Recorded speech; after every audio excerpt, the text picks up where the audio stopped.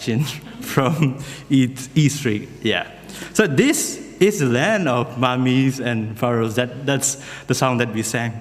Today, we will have another adventurous journey before our halftime break is over.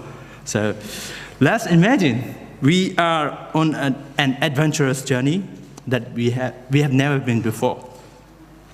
On that trip, we will see streams and lakes, hills and mountains, and we have to go through untouched forests. And we can see animals that we have never seen. Some might be wild. That sounds a cool trip, isn't it? Maybe a bit scary too. But let's imagine we have a very experienced guide for that trip. He knows this trip very well. We can trust him. If we are on that trip, today I want you to think, how would we follow our guide on that trip? Will we go on the route that we think that, oh, that's right, that's better? Or how would we carry on that journey? How do we follow our guide on that trip? How would we follow our guide? Likewise, we know that being a Christian is like being on an adventurous journey. Challenges are waiting for us. Hardship and tiredness will be our friend on this journey. But Jesus knows this journey very, very well because he has been through. So he told about this journey, and he also won what is the right way to follow him. So the question for us is the same. How do we follow Jesus? It is an important question for every Christian. Today, Mark will show how we should follow Jesus on this adventurous Christian journey with a true story. At the beginning of the story, in verse 46, Mark tells us that Jesus and his disciples arrived at a city called Jericho. Interestingly, in the Gospel, Mark gave many clues to show where Jesus was. These clues tell us that Jesus was heading to somewhere. So let's see some clues. If we look at chapter 10, verse 32, Mark says, they were on their way up to Jerusalem. Again, in chapter 11, verse 1, which is straight after today's passage, it says, when they draw near to Jerusalem. So now we know that Jesus and disciples were on a journey to Jerusalem. In our passage, they were at Jericho. If we imagine with our UK map, it will be like this. Jesus and disciples were in Cambridge on their journey to London from farther north of the UK. That's where they are. So why did Mark give many clues? Why was Jerusalem journey important? Well, this is a very, very important journey for Jesus because it was a journey to be ransomed for many. We have read in, let us see in chapter 10, verse 45. Let me read it. For even the Son of Man did not come to be served, but to serve and to give his life as a ransom for many. He came to serve and to give his life. It is for all humanity, including you and me. That means to suffer, to die, and to rise again. That was Jesus' mission. And this would happen in Jerusalem. So, Jerusalem journey is a very challenging and important journey for Jesus to be a ransom for all humanity. While Jesus is on that journey, Jesus foretold this important mission to his disciples for several times. He did tell them 3 times. We can see that. But interestingly, Mark tells us that the disciples didn't fully understand what Jesus meant. Let's see how the disciples didn't understand this briefly. When Jesus told them about his death and resurrection in chapter 8, Peter immediately began to rebuke Jesus for saying this. So Jesus rebuked him back and said, "Get behind me, Satan, for you are not setting your minds on the things of God, but on the things of man." Straight after his rebuke to Peter, Jesus strongly taught how anyone should be prepared to follow him. This is to deny ourselves and to take up the cross and to follow him. That was the first time, but the disciple didn't get it. So Jesus told them as a second time in chapter 9. At that time, Mark described how the disciples didn't understand it. Let me read chapter 9, verse 32. But they did not understand what he meant and were afraid to ask him about it. That was the situation of the disciples. As the third time, Jesus foretold them in chapter 10, verse 32. Instead of understanding what Jesus meant, James and John, they secretly came to Jesus and they asked to give positions to sit at the right and at the left of Jesus. But when the other disciples knew about that, they became so angry with James and John. They were on the journey of following Jesus, but they didn't understand and see what Jesus meant. At that very time, today's story happened. Mark introduced a man called Bartimaeus in verse 46. He was a blind man, a beggar, and the son of Timaeus. Mark's description of this man shows that he was a real person. It is not just an example or make-up story. I think if we are now in 1st century, we can easily investigate about this man. Let's move on to our passage. While Bartimaeus was sitting and begging, he noticed that it is not a normal day on this road. Many people were passing by. Later, he came to know that people were following a person called Jesus of Nazareth. When he knew about that, he started crying out like this: "Jesus, Son of David, have mercy on me."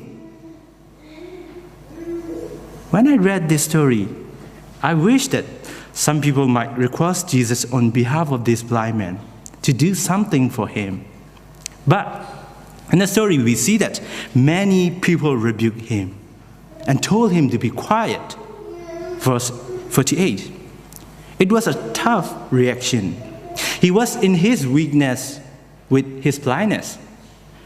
And now he's calling Jesus to have mercy on him.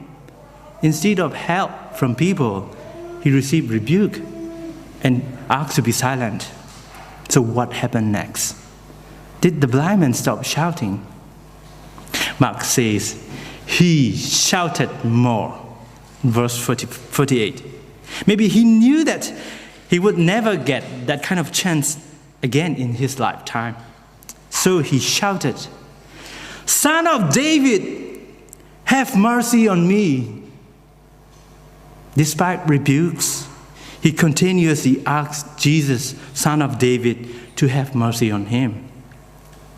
What happened when the blind man's voice is louder and louder? In verse 49, we see that Jesus stopped and said, "Call him." Now, people who rebuke and said to be quiet have to call this blind man. They said to him, "Cheer up, on your feet, he is calling you."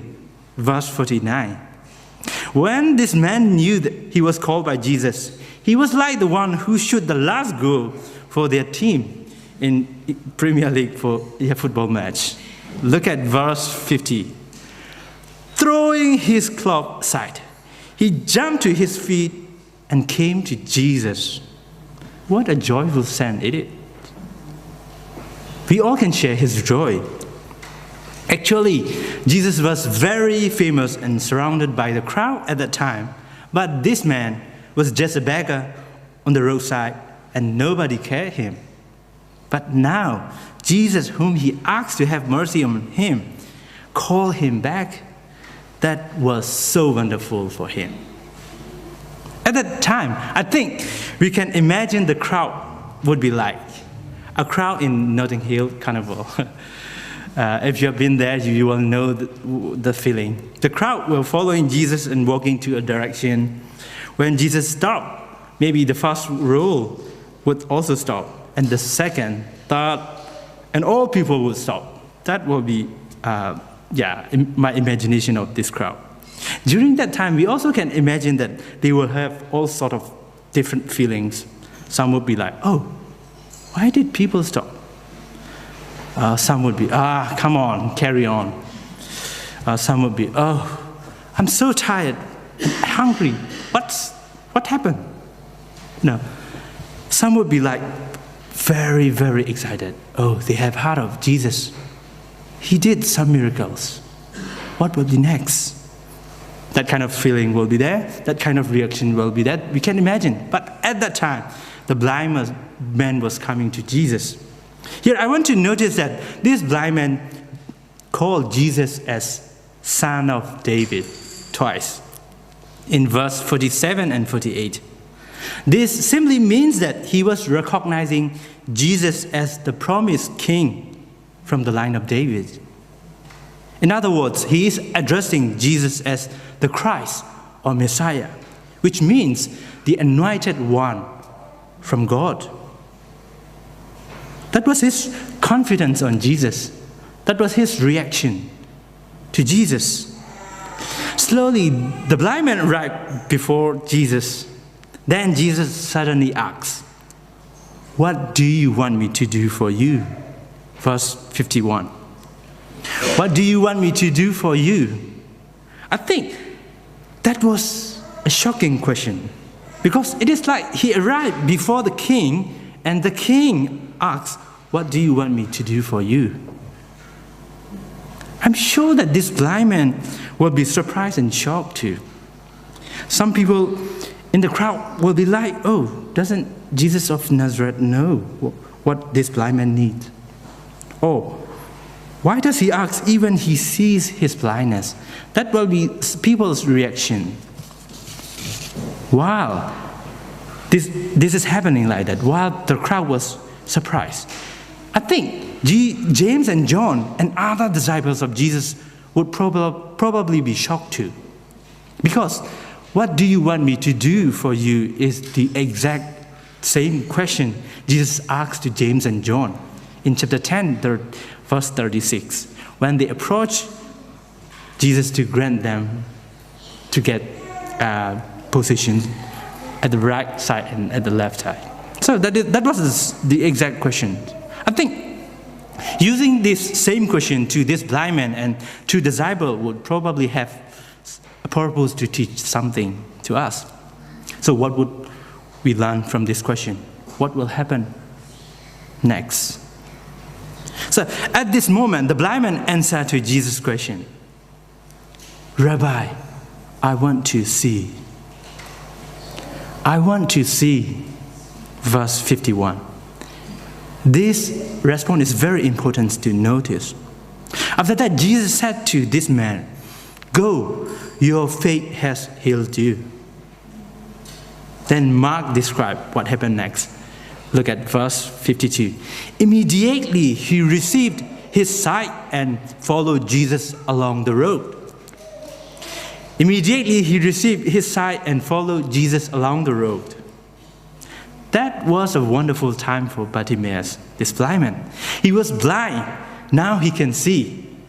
He asked for Jesus' mercy, and Jesus met him mercifully, and he got his sight. That was amazing miracle for this blind man.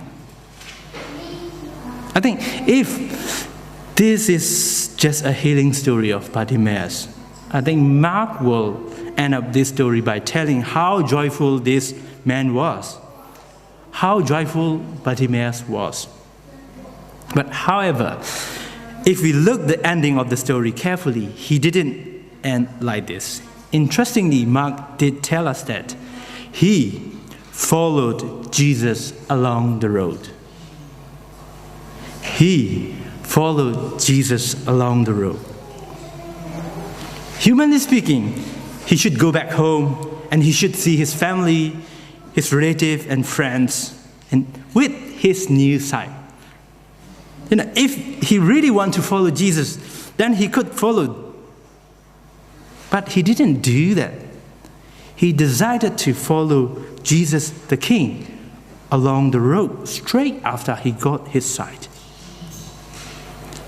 We know that was the road heading to Jerusalem.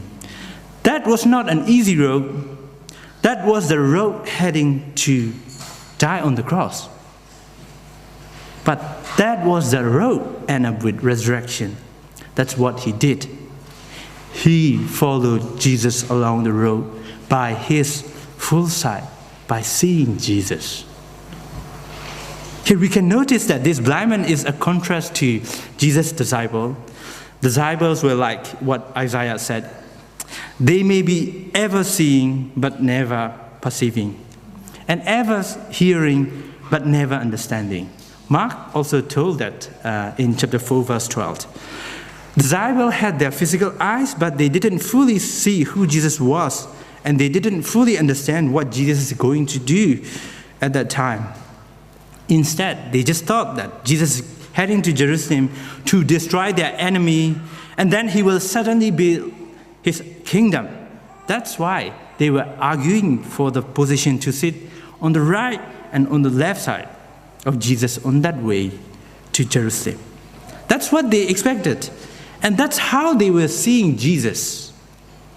But through this story of giving sight to this blind man, Jesus mercifully showed to his disciples that he could give sight for their spiritual blindness. This was a reminder to come to Jesus for full spiritual sight on their way of following Jesus. They needed to come to Jesus as Bartimaeus responded, "I want to see." When Jesus asked them, "What do you want me to do for you?" That should be their response. "I want to see, Lord. I want to understand what you meant." To conclude, let's go back to our question, how do we follow Jesus? From this story, now we know that Bartimaeus followed Jesus by being open or by seeing Jesus. In this story, we notice that he confessed Jesus as the Christ. That's how the blind man followed Jesus along the road. How did the disciples follow Jesus? They actually followed Jesus. They left their family and everything behind, and they knew who Jesus was. But at that time, they needed to see more and more clearly on who Jesus was and what Jesus would do in Jerusalem. This story shows us that they also need to come to Jesus by asking his mercy to open their spiritual blindness, to see him more clearly, to understand what Jesus is going to do clearly. What about for you and me? How do we follow Jesus? We also need to follow Jesus by seeing who he is, what he has done for us, by being open and by understanding who Jesus is.